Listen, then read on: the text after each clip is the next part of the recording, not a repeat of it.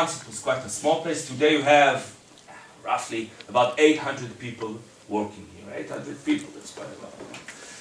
And today in Israel, this is considered, of course, the center. If you want to know about the Holocaust, there's a massive library. There is a ceremony here. Every year we have Holocaust Yom HaShoah, Holocaust Memorial Day. I know in Europe it's usually January 27, yeah, because liberation of Auschwitz. Here it's according to the Jewish calendar. The Jews have a different calendar from the non-Jews, and it's usually around April, sometimes even beginning of May. It changes. And I won't tell you why they chose this date, but it has to do with the Warsaw Ghetto uprising. The Jews in the Warsaw Ghetto staged an uprising. It has to do with that. Today, by the way, is a very quiet day here, because in Friday, generally Yad Vashem is only the museum is open, but usually in Israel we work 5 days. Well, we don't, even in those 5 days, we don't work too much. It's a different thing. Well, anyway, we work 5 days. Friday is kind of a half a day. I mean, it's open, and Saturday everything here is closed. Especially in Jerusalem, most of the things are closed. So if you want to buy stuff, try to do it today before the shops close down. In Tel Aviv, everything, not everything, but many things are open. So it's quite a quiet day. But usually, if you come here on Tuesday, you get many groups, pupils like you from Israel. But also we have people. We have the soldiers. You know, here we have an army. And the soldiers come here also to get educated for 1 day. We have people coming, of course, from abroad, and so on. So that's all the activities. Now, this is just an introduction. Now, from this point, if you want to know whatever you want to know about this place, about the Shoah, about Israeli society, the Shoah, I don't know, or whatever, I'm free. By the way, I was asked, I should tell you what I do here, right? What my job is. I work with teachers from Europe. I belong to a department in this building that works with teachers who come from all over Europe to learn to study about the Shoah, to study about it, but also how to teach it. And maybe I'll say maybe a few more things about that. Generally, we believe that when you come and you teach about the Shoah, I mean, of course, the facts, the history is very, very important. But also alongside with this history, you have also to talk about personal stories to make it more understood. Because sometimes a bit complicated to imagine millions of people and all that. But if you concentrate sometimes on a story of one person, sometimes it will make it easier. But also, of course, all the time, where does it fit in the historical scene? Now, we don't believe, for instance, that you should show pictures of dead bodies, because pictures of dead bodies, first of all, it doesn't teach you too much, and it's more important to talk what happened before. How come this happened, and not just to show, because sometimes people just show horrible pictures in movies. And I don't know about you, but sometimes pupils are a bit traumatized, and then also sometimes pupils actually like this kind of really disgusting things. I'm not saying you, no, of course not, but other pupils. And what's more important is to talk about what happened before, what happened in the ghettos, what happened in the camps, what happened before that. How does a Jewish family cope during this period? How does an individual cope?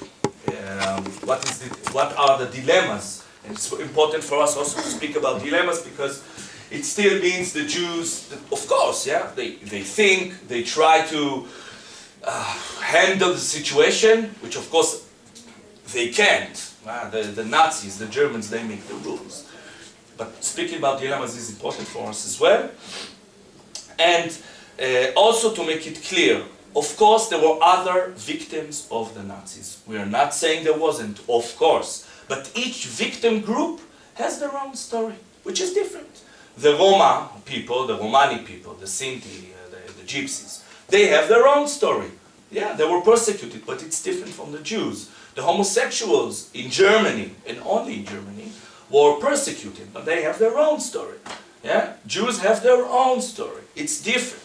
The story of the Jews is, it's the most extreme case of genocide, you could say in history maybe, or certainly in World War II. Because the Nazis, they wanted to kill every single Jew. They tried, and they did not want to kill every single Polish person, although they killed quite a lot. Or people from the Soviet Union, yes, they killed a lot. But they did not say, we're going to kill all the people in the Soviet Union.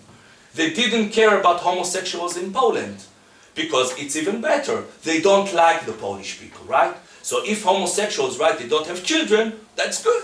In Germany, it's different, because they want many German people. They want Germany to rule the world. So being a homosexual in Germany, yes, it was a problem. But you were not sent to a death camp. Death camps are only for Jews, because the idea is that there will be no Jews in the world. And there are stories. There's the story about, to give you an example from Greece, there was a Jew living in an island. The island is called Leros, L-E-R-O-S, one Jew. And there was a ship going around the Greek islands picking up Jewish people, and they got information that there's one Jew living on this island. So the ship goes to this island, takes this one person, his name was Daniel Rachamim, by the way. They put him on the ship. From the ship they go to Athens. They put him in a camp near Athens. Then they put him on a train with other Jews, and he's deported to Auschwitz, to Birkenau, and he's murdered there.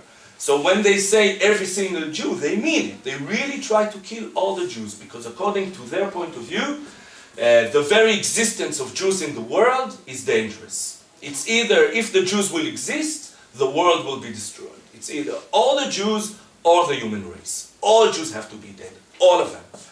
Now, of course, they thought that if they would win the war in Europe, eventually they will persuade also America and all the other countries to do the same.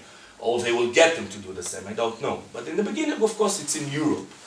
And luckily for us, at least luckily for me, they didn't succeed. Right?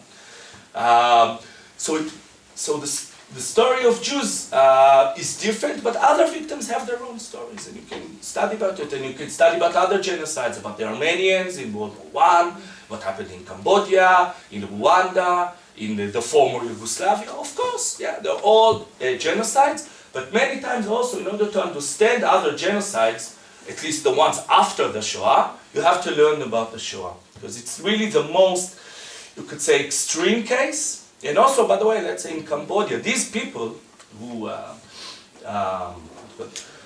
murdered, the Pol Pot, he knew about the Holocaust. He knew about the system. He knew what happened. He studied in Europe in the 50s and 60s.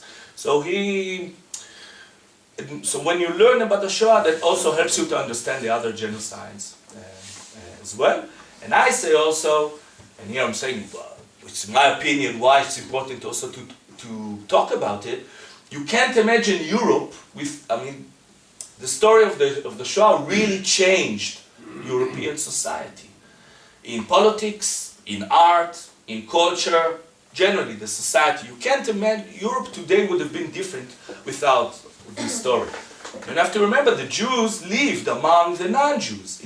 Let's say if you think about Poland, there were 10% of the Polish people were Jews, and today it's nothing. Out of 3.3 million Polish Jews, today in Poland, 10,000, maybe 50, maximum. But they lived together for hundreds of years, and the Jews shaped the society, and of course the Polish society or any other society shaped the story of the Jews. So without understanding this, without going to places where you know Jews lived, you don't, by the way, have to visit Auschwitz. You can go, maybe in Bergamo, I'm sure there was a Jewish community, maybe not very big, probably quite small, but probably they're not there, or some of them were deported and murdered. You don't have to go to study about the Shoah. You don't have to go to Auschwitz. You can go to cities in Italy and learn, well, Jews lived here, or there was a synagogue here, and now it's something different. In Poland, it happens a lot. Synagogues were turned into swimming pools, libraries, whatever. And you go, you can still see signs here and there, if you know where to look, that Jews used to live there. So that was my speech, my monologue, my credo. So first of all, it's up to you now to ask questions, because again, I don't know what you're interested in. So.